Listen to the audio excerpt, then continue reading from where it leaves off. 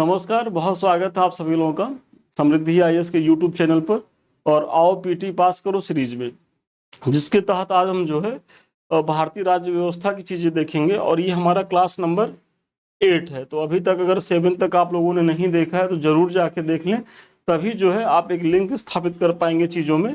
और इसके तहत हम देखेंगे राज्यसभा को कार्य संचालन एवं विधायी जो प्रक्रिया होती है, संसदीय समितियां होती हैं, फिर जो है सर्वोच्च न्यायालय की चीजें देखेंगे। तो महत्वपूर्ण टॉपिक कवर करने वाले हैं, तो आइए देखते हैं। ये टाइम टेबल के बारे में तो आपको पता ही होगा कि सोमवार से शुक्रवार जो है सुबह 9 बजे आओ पीटी पास करो सीरीज और शाम को 5 बजे ये 2 क्लासेस हमारी होती हैं। अभी सुबह जो है आप लोग देख ही रहे होंगे राज्य व्यवस्था से चीजें चल रही हैं और इनिंग में जो है वो इतिहास की चीजें चल रही हैं। जैसे ही इसमें से कोई एक खत्म होगा तो फिर हम ज्योग्राफी की चीजें लाएंगे, साथ ही साथ करंट अफेयर्स की भी चीजें हमारी आएंगी। और पीछे कई वीडियो दिए गए हैं, जैसे यूपी स्पेशल पूरा कंप्लीट कराया गया है, महत्वपूर्ण तथ्यों की श्रृंखला 10 वीडियो के माध्यम से बहुत अच्छी तरीके से कराया गया है। और उसका तो आरओ में बहुत ज्यादा प्रभाव भी रहा कि मतलब 10 वीडियो में ही करीब करीब 40 प्लस प्रश्न देखने को मिले। और फिर जो है करंट अफेयर्स की कई क्लासेस पड़ी हुई हैं। तो अभी तक यदि आप लोगों ने उन सब चीजों को जाके नहीं देखा है तो जरूर देखें, क्योंकि वो सब भी आपकी तैयारी के पार्ट है। अब आप लोग करते क्या है कि एग्जाम आने का वेट करते हैं और एग्जाम के 10 दिन 15 दिन पहले भूत की तरह पढ़ते हैं। तो उसमें क्या है कि बहुत ज्यादा बिखरने की संभावना रहती है। थोड़ा सा जो कन्फ्यूजन की स्थिति जो सारी आपको पीटी में देखने को मिलती है वो यही है कि एक समय में बहुत ज्यादा अगर आप चीजों को पढ़ने का प्रयास करेंगे तो कन्फ्यूजन की स्थिति भी बन जाती है। तो ऐसी स्थिति में आप जो है अभी से धीरे धीरे पढ़ाई शुरू करिए। और 12 अक्टूबर अब कितना दिन रह ही गया है, तो अभी से सारे वीडियोस खत्म करिए, क्योंकि निरंतर नए वीडियो आपको 30 सितंबर तक यहाँ देखने को मिलेंगे। तो ऐसी स्थिति में अगर आप डेली डेली चीज़ों को नहीं खत्म करेंगे तो फिर इकट्ठा होती जाएंगी और लास्ट में फिर आपको यहाँ से भी समस्याएं उत्पन्न होंगी। शनिवार को जो हमारा मेंस आंसर राइटिंग जो प्रोग्राम है सुबह 9 बजे शाम को 5 बजे, ये तो चलता ही रहता है, तो आप इसको भी देखिएगा। तो अब देखते हैं संसद का पार्ट 2, जिसमें हम राज्यसभा को देखेंगे, क्योंकि पार्ट 1 जो है वो हमने देख लिया था पिछले ही वीडियो में लोकसभा वाली चीजों को। तो अब राज्यसभा में देखते हैं। तो संसद के उच्च सदन को राज्यसभा कहते हैं और इस सदन की अधिकतम संख्या कितनी है, तो 250 निर्धारित की गई है। और अनुच्छेद 80 के अनुसार राज्यसभा राज्यों और संघ राज्य क्षेत्रों के 238 से अनधिक निर्वाचित तथा राष्ट्रपति द्वारा मनोनीत 12 सदस्यों से मिलकर बनेगी। मतलब अनुच्छेद 80 में क्या कहा गया कि जो राज्यसभा होगी राज्यों और संघ शासित क्षेत्रों को मतलब मिला करके, और राष्ट्रपति जो 12 मेंबर को मनोनीत करते हैं, तो टोटल 250 होंगे। इसमें 238 कहाँ से होंगे, तो राज्यों और केंद्र शासित क्षेत्रों से होंगे और 12 जो है वो मनोनीत होंगे। वर्तमान में 12 मनोनीत और 233 निर्वाचित सदस्य सहित राज्यसभा की कुल सदस्य संख्या कितनी है, 245 है। मतलब अधिकतम 250 हो सकते हैं, लेकिन अगर वर्तमान में देखा जाए तो के राज्यों से और केंद्र शासित प्रदेशों से 233 मेंबर और 12 जो है वो राष्ट्रपति के द्वारा मनोनीत किए गए हैं। तो 233 प्लस 12 मतलब 245 मेंबर वर्तमान में राज्यसभा में हैं। लेकिन ये आपसे नहीं पूछा जाएगा, आपसे अगर वर्तमान में पूछा जाए तो 245 लगाइएगा, अधिकतम संख्या कितनी हो सकती है, तो वो 250 है। तो आप इस पे ध्यान दीजिएगा प्रश्न के लैंग्वेज पे। राष्ट्रपति द्वारा नामांकित किए जाने वाले सदस्य ऐसे व्यक्ति होंगे जिन्हें साहित्य, विज्ञान, कला और समाज सेवा में विशेष ज्ञान जो है और उनका व्यावहारिक अनुभव हो। मतलब राज्यसभा में जो 12 मेंबर जो मनोनीत होते हैं, तो वो ऐसा नहीं कि राष्ट्रपति किसी को मनोनीत कर दे, मतलब उनको जो है साहित्य में, विज्ञान में, कला में, समाज सेवा में वो उनको विशेष ज्ञान हो या उन्होंने बहुत उल्लेखनीय उस दिशा में काम किया है। राज्यसभा में प्रत्येक राज्य के प्रतिनिधि का निर्वाचन उस राज्य की विधानसभा के निर्वाचित सदस्यों के द्वारा किया जाता है। और वाकई में आप देखते होंगे कि जो राज्यसभा के मेंबर का जो चुनाव होता है, तो उसमें राज्य विधानसभा के प्रतिनिधि जो है उसमें वोटिंग करते हैं। और राज्यसभा के लिए निर्वाचन जो होता है वो आनुपातिक प्रतिनिधित्व पद्धति के अनुसार एकल संक्रमण मत के द्वारा किया जाता है। और ये जो है ये आप लोगों ने पीछे राष्ट्रपति के चुनाव में भी देखा है, इसकी चर्चा मैंने करी है। तो अभी तक यदि आप लोगों ने पीछे का वीडियो नहीं देखा है तो जरूर देखें, क्योंकि तभी आप जो है एक लिंक स्थापित कर पाएंगे चीजों को। राज्यसभा का विघटन नहीं होता, यह एक स्थायी सदन है और राज्यसभा के यथासंभव निकटतम 1/3 सदस्य प्रत्येक 2 वर्ष में इनकी जो है वो सेवानिवृत्ति होती रहती है। मतलब इनका कार्यकाल जो है राज्यसभा के सदस्यों का 6 वर्ष में तक होता है, और जो इसके मेंबर होते हैं वो प्रत्येक 2 वर्ष में इनके 1/3 मेंबर जो है वो रिटायर होते रहते हैं, वही यहाँ कहा गया है। इस प्रकार इसके सदस्यों का कार्यकाल जो है 6 वर्ष का होता है, और राज्यसभा के सदस्य होने के लिए न्यूनतम आयु 30 वर्ष होनी चाहिए। जल्दी से कमेंट करके बताइए कि लोकसभा के सदस्य बनने के लिए न्यूनतम आयु कितनी होनी चाहिए। और यदि आप लोगों ने पीछे का मेरा वीडियो देखा होगा तो आप जो है लिंक स्थापित कर पा रहे होंगे। भारत का उपराष्ट्रपति राज्यसभा का जो है वो पदेन सभापति होता है, और जब उपराष्ट्रपति राष्ट्रपति के रूप में कार्य करता है तो उसे राज्यसभा के सभापति के रूप में कोई वेतन या भत्ता नहीं मिलता है।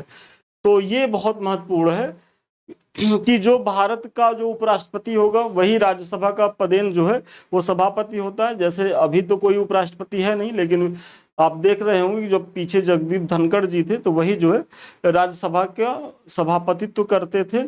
और राष्ट्रपति जो है उपराष्ट्रपति के भी दायित्वों का निर्वहन करता है भाई आकस्मिक कारण में। तो जब उपराष्ट्रपति राष्ट्रपति के मतलब कर्तव्यों का निर्वहन करेगा तो ऐसी स्थिति में उसे जो है फिर उपराष्ट्रपति के वेतन भत्ते उसे मिलेंगे।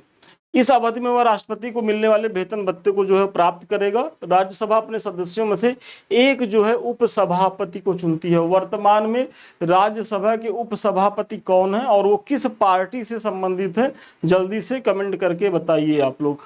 और उपसभापति अपना त्यागपत्र जो सभापति को देता है, मतलब सभापति कौन, वही जो वाइस प्रेसिडेंट होते हैं। और उपसभापति को राज्यसभा बहुमत के पद से जो है वो हटा सकती है। तो जो डिप्टी स्पीकर होते हैं उनको जो है जो राज्यसभा होती है वो अपने मेंबर के बहुमत से जो है उनके पद को हटा सकती है। जब सभापति का पद रिक्त हो तो उपसभापति उस पद के कर्तव्यों का पालन करेगा। मतलब वर्तमान में भाई सभापति का पद तो रिक्त, संसद का सत्र चल रहा है, तो ऐसे में सभापति का दायित्व का निर्वहन कौन करेगा, तो जो डिप्टी स्पीकर होंगे, जो उपसभापति होंगे, वो इसका जो है वो दायित्व का निर्वहन करेंगे। जब उपराष्ट्रपति को उसके पद से हटाने का कोई संकल्प विचाराधीन हो तब वह सभापति के रूप में पीठासीन नहीं होंगे।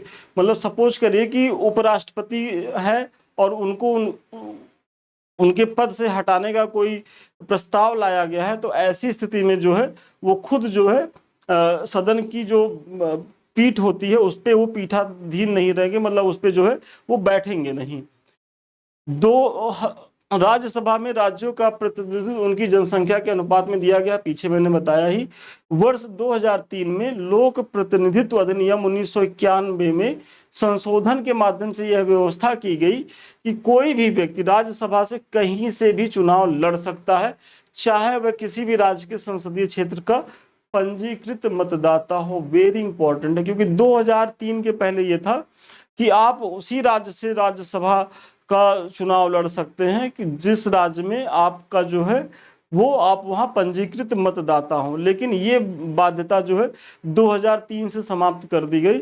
और अब कोई भी व्यक्ति, मतलब आप ऐसे देखिए जो हमारे पूर्व प्रधानमंत्री थे वो राज्यसभा के ही सदस्य थे, और उनका जो निर्वाचन, जो वो मूल नागरिक थे वैसे तो पंजाब के थे, लेकिन वो चुनाव कहाँ से लड़ते, मतलब उनको वो राज्यसभा सदस्य कहाँ से बनते थे, असम से। तो एक पंजाबी जो है वो असम से जो है राज्यसभा का सदस्य बन रहा है। तो ये प्रावधान कब किया गया, तो वर्ष 2003 के लोक प्रतिनिधित्व अधिनियम 1991 में जो संशोधन के द्वारा किया गया था। तो वर्तमान में कोई भी व्यक्ति भाई कहीं से भी राज्यसभा मेंबर बन सकता है। भारत के संघ राज्य क्षेत्र में मात्र 3 दिल्ली, पौंडीचेरी और जम्मू कश्मीर संघ राज्य क्षेत्र के प्रतिनिधित्व राज्यसभा में शामिल होते हैं। तो जो राज्यसभा के मेंबर होते हैं तो उसमें केवल 3 ही संघ शासित क्षेत्र हैं जहां के प्रतिनिधित्व राज्यसभा में जाते हैं। तो एक तो दिल्ली के प्रतिनिधि जाते हैं और पुडुचेरी के, जम्मू कश्मीर के। आप लोग जल्दी से कमेंट करके बताइए कि कितने कितने राज्यसभा के मेंबर यहाँ हैं। पुडुचेरी की तो 1 है, हमने ने बता दिया। अब आप बताइए कि दिल्ली में कितने राज्यसभा सदस्य हैं और जम्मू कश्मीर से जो है राज्यसभा की कितनी सीटें हैं।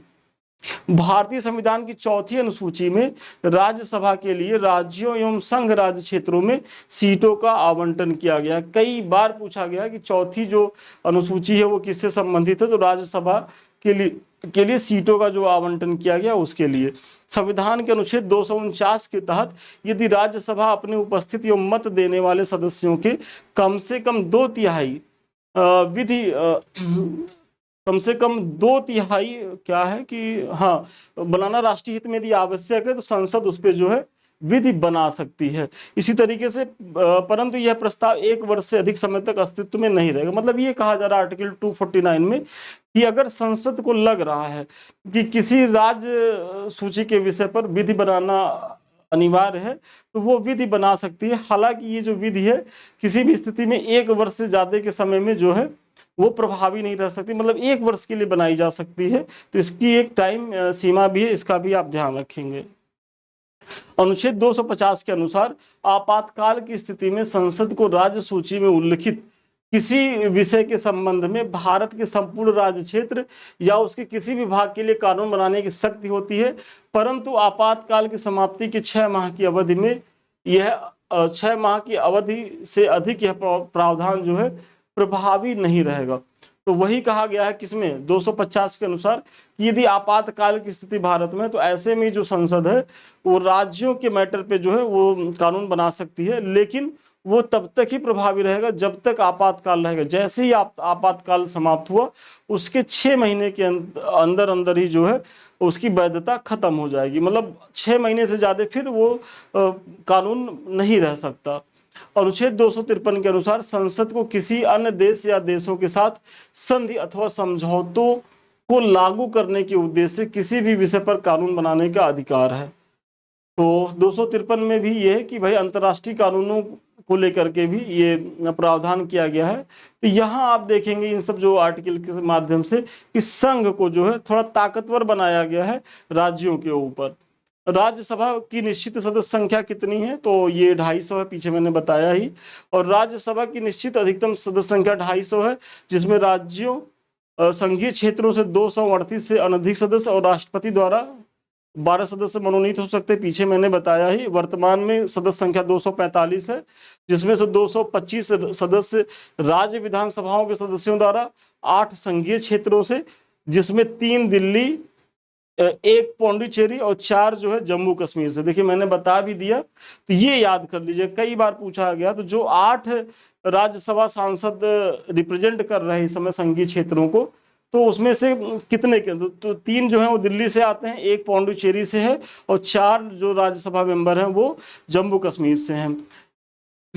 एकल संक्रमणीय मत पद्धति से निर्वाचित होते हैं, जबकि 12 सदस्य जो है वो राष्ट्रपति के द्वारा मनोनीत किए जाते हैं। ये तो मैंने पीछे बता दिया। और अब थोड़ा सा पूछता है ना कि किस राज्य में कितनी राज्यसभा सीटें हैं, तो थोड़ा सा जो महत्वपूर्ण है उनके बारे में हम चर्चा कर लेते हैं। तो देखिए आंध्र प्रदेश में वर्तमान में 11 राज्यसभा सीटें हैं, पूर्व में 18 थी, क्योंकि आंध्र प्रदेश से ही तेलंगाना निकला तो तेलंगाना में सीटें बट गई, तो वर्तमान में 11 है। तो तेलंगाना में कितनी होंगी जल्दी से कमेंट करके बताइए। इसी तरीके से मध्य प्रदेश में भी 11 है, पूर्व में 16 थी और मध्य प्रदेश से भी छत्तीसगढ़ बना। तो आप लोग कमेंट करके बताइए कि छत्तीसगढ़ में राज्यसभा सीटें कितनी हैं। और देखिए जो कह रहे हैं उसको तो जरूर कमेंट करें, क्योंकि हो सकता है कि यहाँ से न पूछ के तेलंगाना छत्तीसगढ़ से पूछ ले, नए राज्य बने हैं। तो आप लोग की यही तैयारी का जो है वो पार्ट है कि जो कुछ हम बताएं, जो कुछ कमेंट करने को कहें तो उसको भी देख लीजिए, क्योंकि जब आप बुक खोलेंगे तो और भी कुछ चीजें देखेंगे। और हम चाहते हैं कि आप जो है हमारे साथ साथ बुक को भी पढ़ें, तब जाकर के बहुत ही बेहतरीन तैयारी आपकी होगी। फिर तमिलनाडु में 18 सीटें हैं, बिहार में 16 सीटें हैं, गुजरात में 11 सीटें हैं, महाराष्ट्र में 19 है और उत्तर प्रदेश में सर्वाधिक कितनी सीटें हैं 31 है, पूर्व में 34 थी। उत्तराखंड जो है बन जाने के बाद कुछ सीटें उत्तराखंड को दे दी गई। और आप लोग कमेंट करके बताइए कि उत्तराखंड में राज्यसभा की कितनी सीटें हैं। और पश्चिम बंगाल में 16 है, कर्नाटक में जो है वो 12 है। इसी तरीके से पंजाब में आप देखेंगे तो 7 है, झारखंड में 6 है, छत्तीसगढ़ में 5 है और उत्तराखंड में कितनी है तो 3 है। तो उत्तराखंड में आप ऐसे देखिए कि उत्तर प्रदेश में पहले 34 सीटें थी, जब उत्तराखंड नहीं बना था, उत्तराखंड बना तो उसको 3 सीटें दे दी गई और वर्तमान में 31 सीटें का है उत्तर प्रदेश में। तो ये सारे महत्वपूर्ण हैं, इनको भी आप देखेंगे। और ये कुछ हमारे संस्थान के द्वारा प्रोग्राम चलाए जा रहे हैं, तो यदि अभी तक आप लोगों ने इसको ज्वाइन नहीं किया है तो ज्वाइन करें। देखिए आरओ का हमारा मेंस जो प्रोग्राम है वो बहुत ही शानदार तरीके से चलाया जा रहा है। यहाँ डेली आपको प्रैक्टिस कराई जा रही है, क्योंकि आरओ पास करने का एक ही तरीका है कि आप खूब ज़्यादा प्रैक्टिस कर लीजिए। छोटा सा सिलेबस है, इतना ज़्यादा प्रैक्टिस कर लीजिए ताकि कुछ भी पूछे तो आप बना ले जाइए। तो यहाँ हमारे संस्थान का यही उद्देश्य है कि आपको भर भर के जो है प्रैक्टिस कराया जा रहा है, होमवर्क दिया जा रहा है, आप उसको करके दिखा रहे हैं, उसका मूल्यांकन किया जा रहा है संस्थान में जो टीम काम कर रही है आरओ को लेकर के। और साथ ही साथ जो मेंटरशिप बैच है हमारा वो तो चल ही रहा है। तो ये दोनों बैच जो है आपकी मुख्य परीक्षा को लेकर के बहुत ही ज़्यादा जो है सीरियस बैच है, और आप लोग इसको जुड़िए, इसका लाभ उठाइए। आप लोग को जो टास्क दिया जाता है आप कुछ इस तरीके के दिखाते हैं करके, और प्रॉपर वे में मूल्यांकन होता है, जो भी कमी रहती है वो बताई जाती है। अगर आपका एक नंबर आधा नंबर भी कटा है तो क्यों कटा है, ऐसा नहीं है कि हम जो है बस नंबर लिख दिए और ये नहीं बताया कि आप इतना, अगर 8 में 2 नंबर 2.5 नंबर पा रहे हैं तो कैसे आप जो है इंप्रूव करके 6 6.5 पाएंगे, क्योंकि 2.5 नंबर से तो आपका सिलेक्शन होगा नहीं, यानी कि आपकी आंसर राइटिंग की चीज़ें वीक हैं। अब या तो कंटेंट के स्तर पे होगा, या तो आपको प्रस्तुत करने नहीं आ रहा है, या भूमिका निष्कर्ष ठीक में नहीं लिख पा रहे हैं। क्योंकि आंसर राइटिंग के कई मतलब एक नियम होता है कि भाई सबसे पहला नियम ये है कि टू द पॉइंट लिखिए।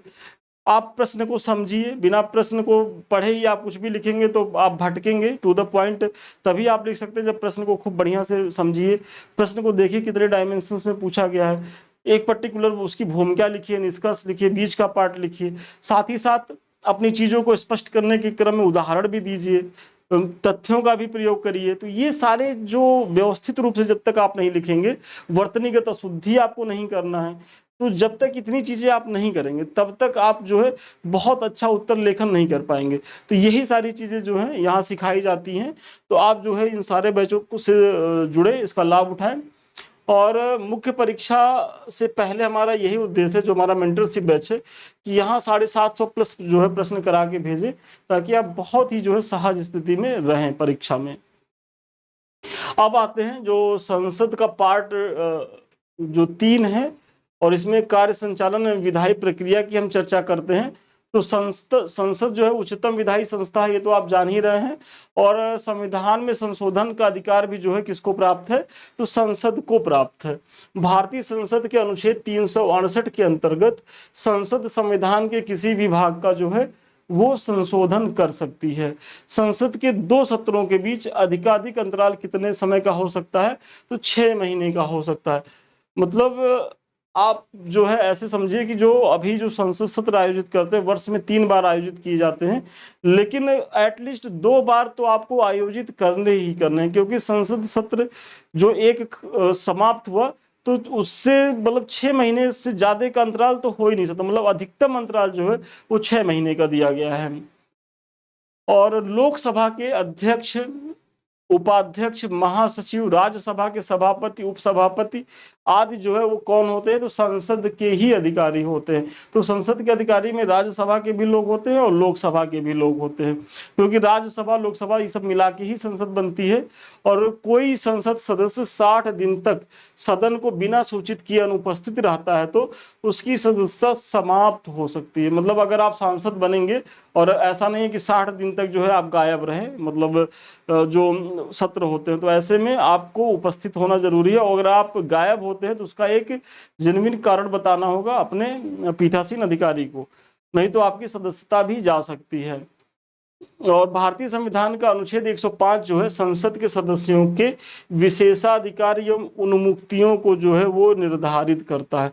तो जो अभी आप देख रहे होंगे संसद सत्र चल रहा है, और कल तो जो हमारे माननीय लोग थे वो हद कर दिए कि मतलब अमित शाह जो गृह मंत्री थे वो अपना मतलब एक बिल प्रस्तुत कर रहे थे। ठीक है, लोकतंत्र में विरोध होना चाहिए और विरोध करिए, लेकिन छोटे बच्चों की तरह जो बिल है उसको फाड़ करके और उसको गोला बना करके गृह मंत्री की तरफ उछालना, ये सब कोई मर्यादा नहीं है। लेकिन क्या करिएगा, जब ये लोग सत्ता में थे, जो वर्तमान ये लोग जब विपक्ष में थे, जो अभी सत्ता पक्ष में, तो इन लोगों का भी आचरण कुछ ऐसे ही था। तो आप देखिए बड़ा रोचक लगता है। और लेकिन इस पे क्या है कि कोई कार्रवाई नहीं हो सकती। क्यों नहीं कार्रवाई हो सकती? कि भाई आप लोग कैसा आचरण कर रहे हैं, क्या है, मतलब जो भी कर सकता है वो लोकसभा का अध्यक्ष या राज्यसभा का सभापति कर सकता है। बाकी न्यायालय से इनको अनुमुक्तियां प्राप्त है, मतलब न्यायिक दखल यहाँ नहीं हो सकता है। किस अनुच्छेद के तहत? आर्टिकल 105 के तहत। अनुच्छेद 253 के अनुसार अंतरराष्ट्रीय संधियों को संपूर्ण भारत में या उसके किसी भाग में लागू करने के लिए संसद जो है राज्य सूची के विषय पर कोई भी कानून बिना किसी राज्य की सहमति से बना सकती है। ये तो मैंने पीछे ही बताया है। और शून्यकाल जो है भारत की संसदीय व्यवस्था की देन है। यह अधिकतम 1 घंटे का होता है। लोकसभा में इसका समय प्रश्नकाल के जस्ट बाद होता है, सामान्यतः 12 से 1 के बीच। वेरी इंपॉर्टेंट है, मतलब टाइम पीरियड क्या? 12 से 1 प्रश्नकाल के जस्ट बाद लोकसभा में। और शून्यकाल कहाँ की देन है? तो ये भारत की देन है। अनुच्छेद 109A के अनुसार धन विधेयक लोकसभा में पुरस्थापित किया जा सकता है, राज्यसभा में नहीं। तो जो धन विधेयक है वो अनुच्छेद 109(1) के तहत राज्यसभा में नहीं, लोकसभा में ही जो है वो लाई जाती है। लोकसभा द्वारा विचार के लिए भेजे गए धन विधेयक को राज्यसभा मात्र 14 दिन तक अपने पास रोक सकती है, और उसके बाद चाहे वो उस पर कोई क्रिया प्रतिक्रिया करे ना, 14 दिन का जैसे टाइम पीरियड खत्म होता है वो स्वतः ही जो है वो पास मानी जाती है। तो धन विधेयक को लेकर के लोकसभा को जो है वो अनन्य शक्तियां प्राप्त है। राज्यसभा यहाँ एकदम उसके हाथ बंधे हुए या न के बराबर हैं।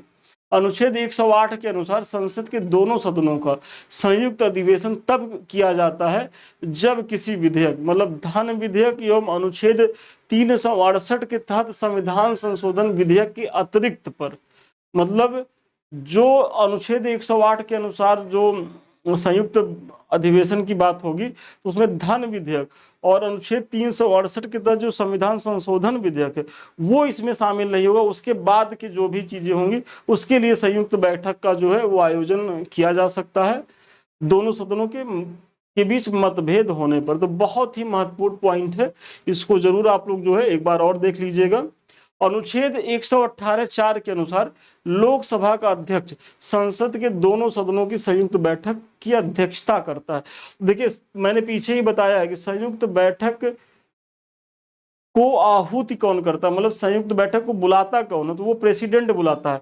लेकिन अध्यक्षता कौन करते हैं? तो लोकसभा के अध्यक्ष करते हैं। किस आर्टिकल के तहत करते हैं? तो ये आर्टिकल भी बहुत महत्वपूर्ण है, कभी भी पूछा जा सकता है। तो अनुच्छेद 118(4) के तहत करते हैं। अब तक 3 बार जो है दोनों सदनों की संयुक्त बैठक बुलाई जा चुकी है। और सबसे पहला बैठक कब बुलाया गया है? तो 1961 में प्रथम संयुक्त बैठक दहेज निरोधक विधेयक पर, 1978 में द्वितीय संयुक्त बैठक बैंकिंग सेवा आयोग विधेयक पर, और वर्ष 2002 में तृतीय संयुक्त बैठक जो है आतंकवाद निरोधक विधेयक के लिए बुलाया गया था। तो ये तीनों समय याद रखिएगा और किस किस के लिए बुलाया गया ये भी ध्यान रखेंगे।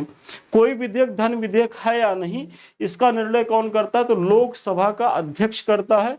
और भारत के लोक वित्त पर संसद के नियंत्रण के लिए संसद के समक्ष वार्षिक वित्तीय विवरण, मतलब जो बजट की चीजें जो प्रस्तुत की जाती हैं वो जो लोक वित्त है उसको उस पर नियंत्रण स्थापित करने के लिए की जाती हैं।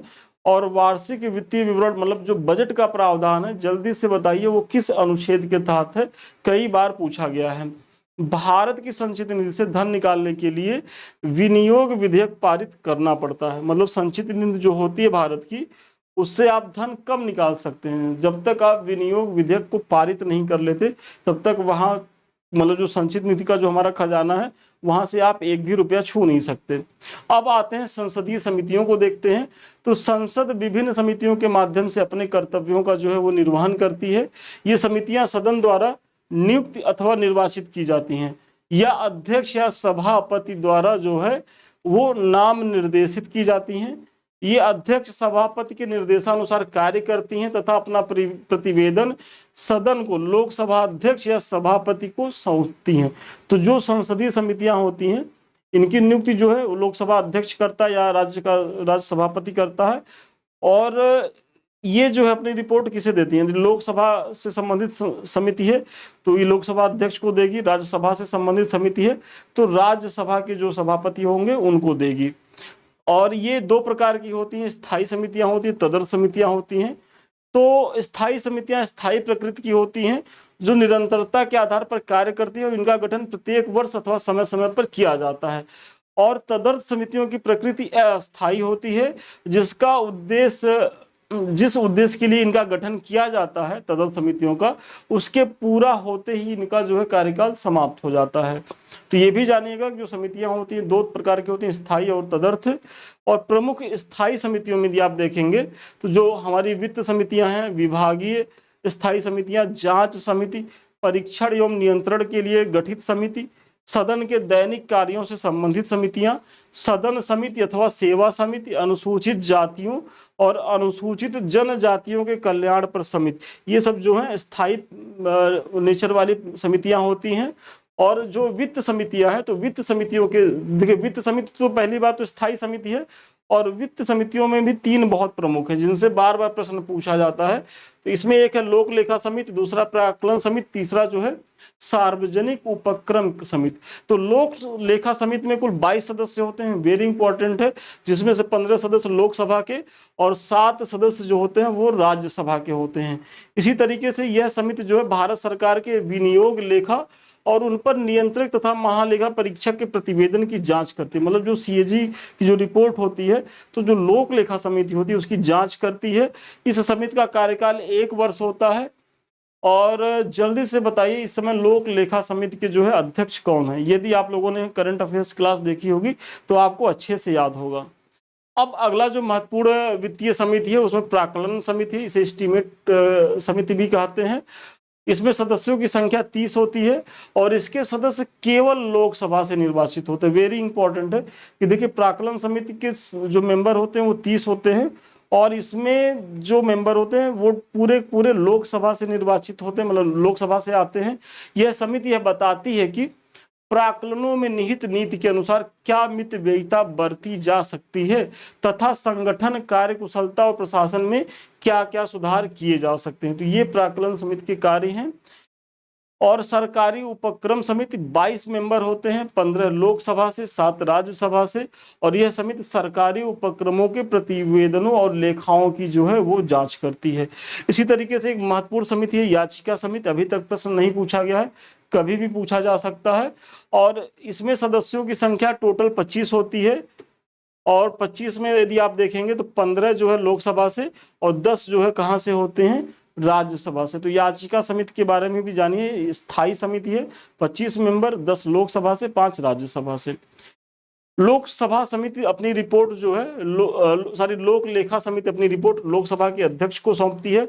सामान्यतः लोकसभा से विपक्ष के किसी सदस्य को इसका अध्यक्ष नियुक्त किया जाता है। तो मतलब जो पीएससी का अध्यक्ष होगा, मतलब लोक लेखा समिति का, तो उसका जो अध्यक्ष सामान्यतः विपक्ष के नेता को ही चुना जाता है। और आपको कमेंट करके बताना कि वर्तमान में कौन है। और इस समिति के अध्यक्ष नियुक्ति लोकसभा अध्यक्ष द्वारा की जा सकती है। मतलब जो पीएससी के अध्यक्ष की नियुक्ति होती है, मतलब लोक लेखा समिति के, उनकी नियुक्ति लोकसभा के अध्यक्ष द्वारा होगी। और सामान्यतः विपक्ष के नेता को जो है ये पद दिया जाएगा। ऐसा नहीं है कि संविधान में लिखा गया। देखिए आयोग क्या करेगा, लिख देगा कि संविधान में ये वर्णित है, तो ये संविधान में वर्णित नहीं है, ये एक व्यवहार में है, मतलब परंपरा से चली आ रही है कि जो लोक लेखा समिति का अध्यक्ष होगा वो विपक्ष का ही कोई एक नेता होगा। फिर संसदीय जो अधिनियम है उनके बारे में हम देखते हैं। तो भारतीय संसद का सचिवालय जो है सरकार से स्वतंत्र होता है, तो ये तो मैंने पीछे ही बताया है। और भारतीय संसदीय समितियों के माध्यम से प्रशासन पर नियंत्रण करती हैं। तो इसमें जो एक महत्वपूर्ण है कि खाद्य मिलावट निवारण जो अधिनियम 1954 है, वर्ष 1954 में अधिनियमित हुआ और 1 जून 1955 को प्रभावी हुआ। वेरी इंपॉर्टेंट, 2 तिथि याद रखिएगा। तो खाद्य मिलावट निवारण अधिनियम 1954 जो है वो वर्ष 1954 में अधिनियमित हुआ था और प्रभावी कब हुआ, मतलब लागू कब हुआ, तो 1 जून 1955 को। इसी तरीके से घरेलू हिंसा से महिलाओं का संरक्षण अधिनियम 2005 जो है वो 26 अक्टूबर 2006 से लागू है। क्रिमिनल ट्राइब एक्ट सर्वप्रथम 1871 में अधिनियमित हुआ था, वेरी इंपॉर्टेंट है। और अनुसूचित जाति और जनजाति अधिनियम 1989 जो है भारत में 30 जनवरी 1990 से लागू। कई बार प्रश्न पूछा गया है, तो इसका भी आप लोग ध्यान रखेंगे।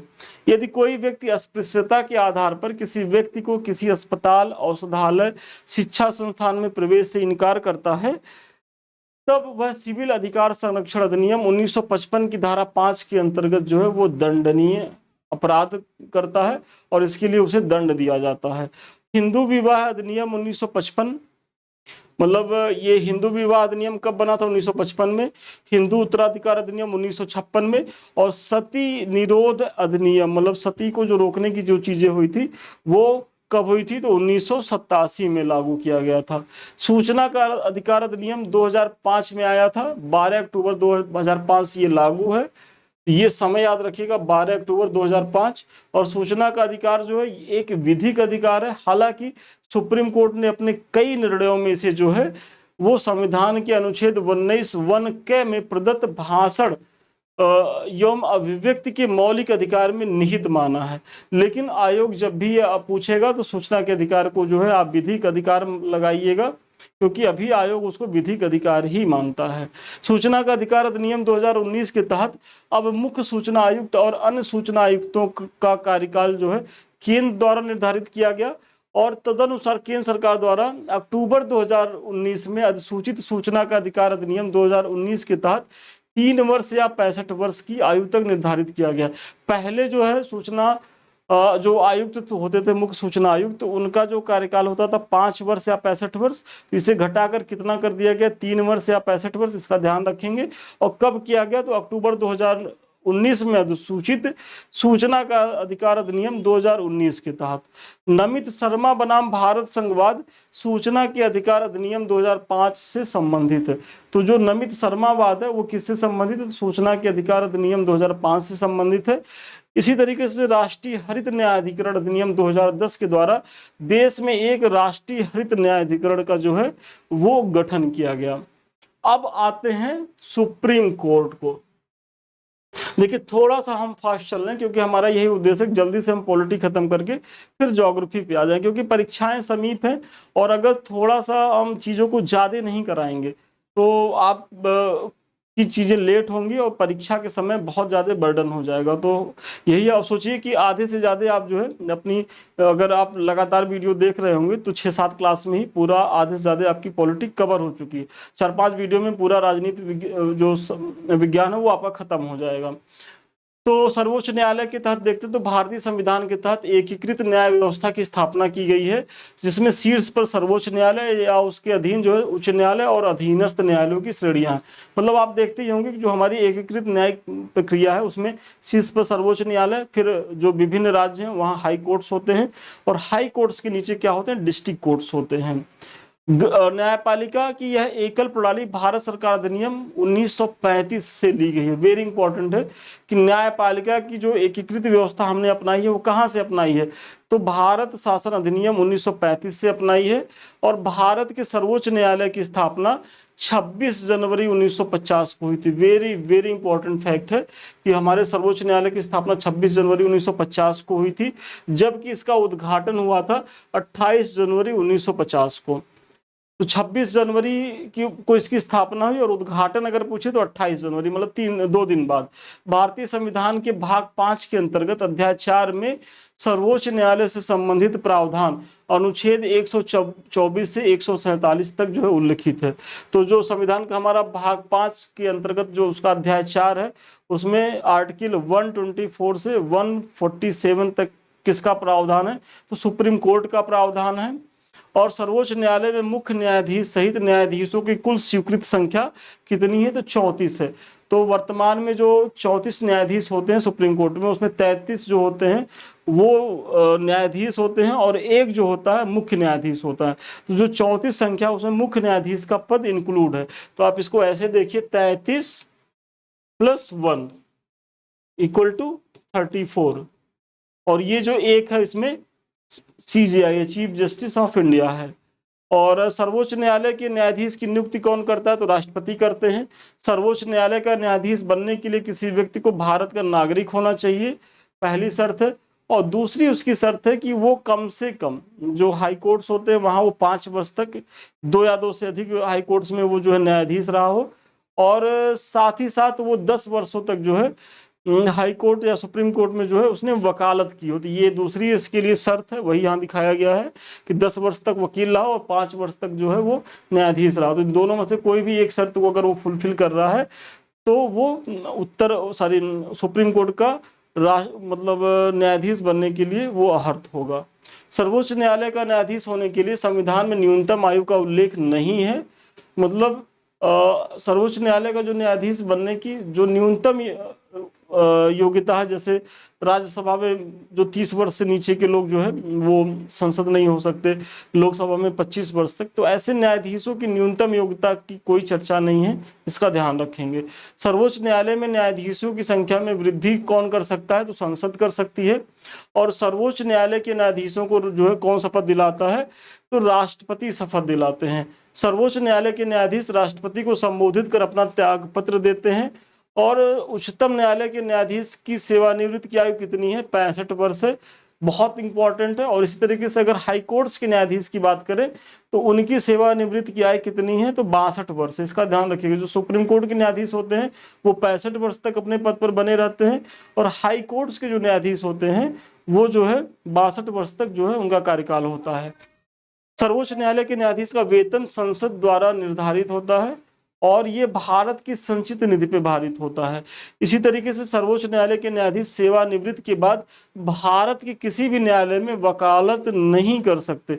मतलब जो सुप्रीम कोर्ट के जो जस्टिस होते हैं वो जब सेवानिवृत्त हो जाते हैं तो चूंकि वो विधिवेत्ता होते हैं, अच्छे मतलब जानकार होते हैं, लेकिन उनके लिए बाध्यकारी है कि आप जो है कहीं भी फिर वकालत भारत में कहीं भी किसी भी स्टेट में या सुप्रीम कोर्ट में आप नहीं कर सकते।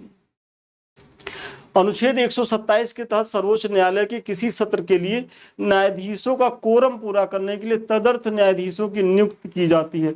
वेरी इंपॉर्टेंट है। देखिए सुप्रीम कोर्ट में तदर्थ न्यायाधीशों की नियुक्ति की जाती है, किस अनुच्छेद के तहत की जाती है, अनुच्छेद 127, यही याद कर लीजिए, कई बार पूछा गया है।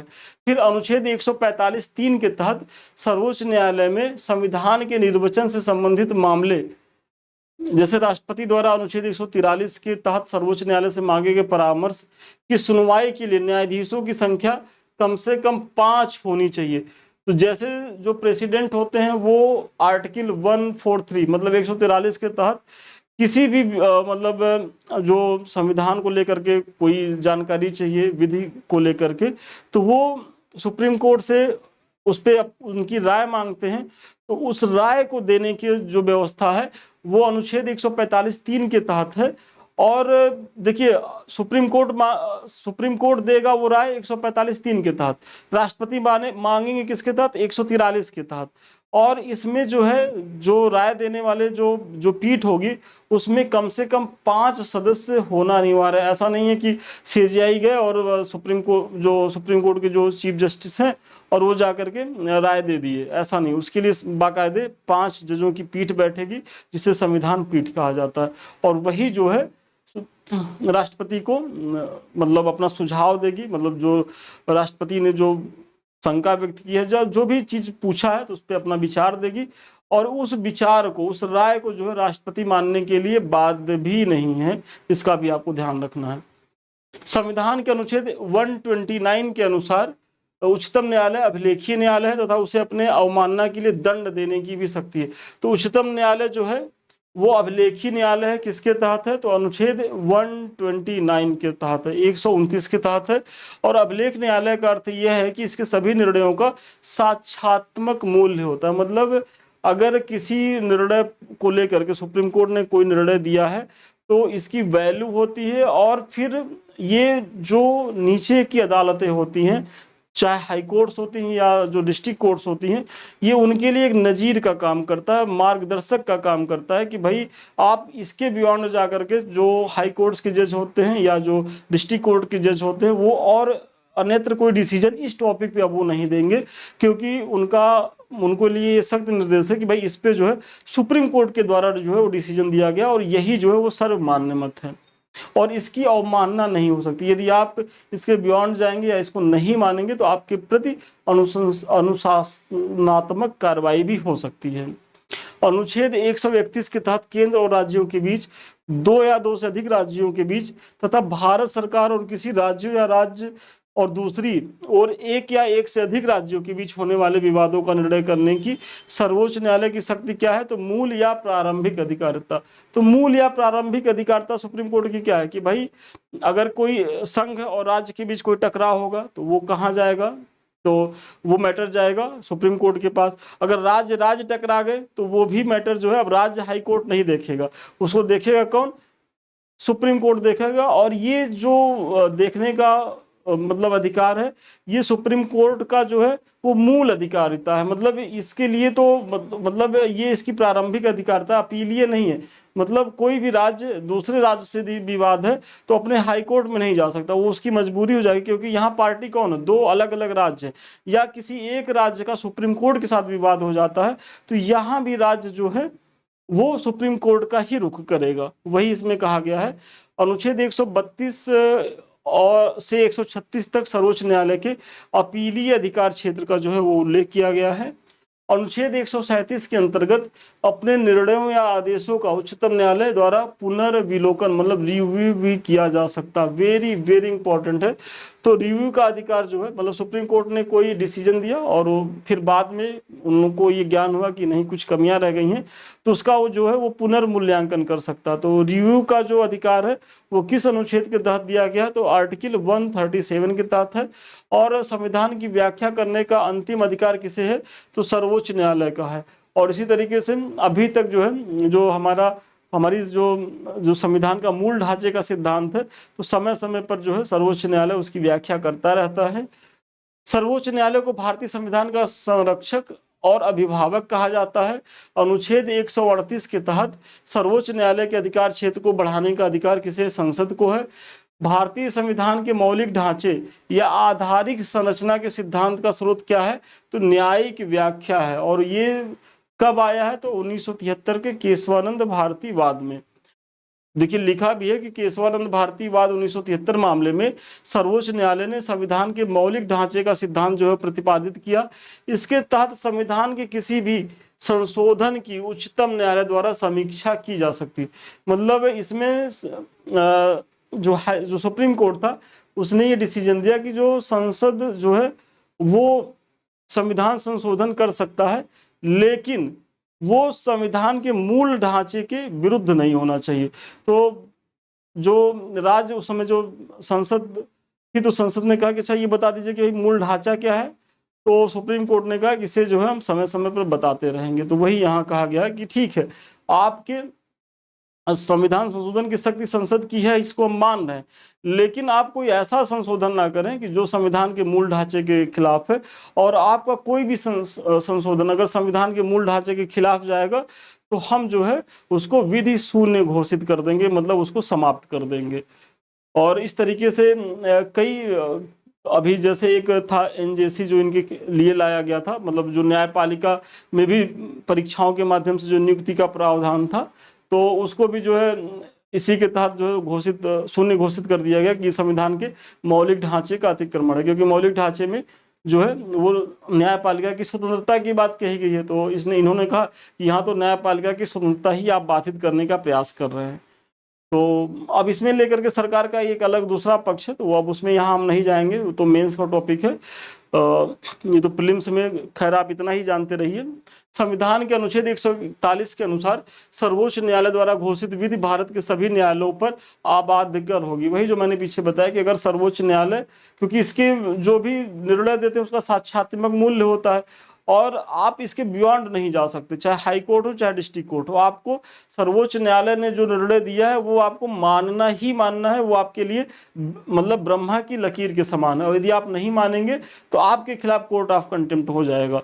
अनुच्छेद 143 के अंतर्गत राष्ट्रपति जो है विधि या तथ्य के व्यापक महत्व के प्रश्न पर सर्वोच्च न्यायालय से जो है वो मतलब विचार मांग सकते हैं, और ये विचार जो है 5 न्यायाधीशों की पीठ के द्वारा दी जाएगी। मतलब कम से कम उसमें 5 न्यायाधीशों की भूमिका तो होनी ही चाहिए, जिसे संविधान पीठ कहा जाता है।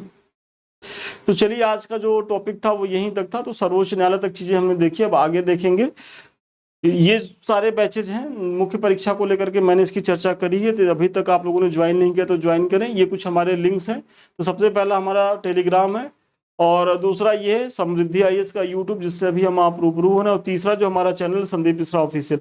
तो ये तीनों ही लिंक्स आपकी तैयारी के लिए बेहद उपयोगी हैं। यदि अभी तक तीनों को आपने ज्वाइन नहीं किया तो ज्वाइन कर ले। और सबसे लास्ट में, यदि आप हमारे किसी बैच से जुड़ना चाहते हैं, हमसे बात करना चाहते हैं, तो 7303307507 पे आप संपर्क कर सकते हो। चलिए, आज के लिए इतना ही। पुनः मिलते हैं नए वीडियो में नए क्लास के साथ। तब तक के लिए धन्यवाद, शुभकामनाएं आपको।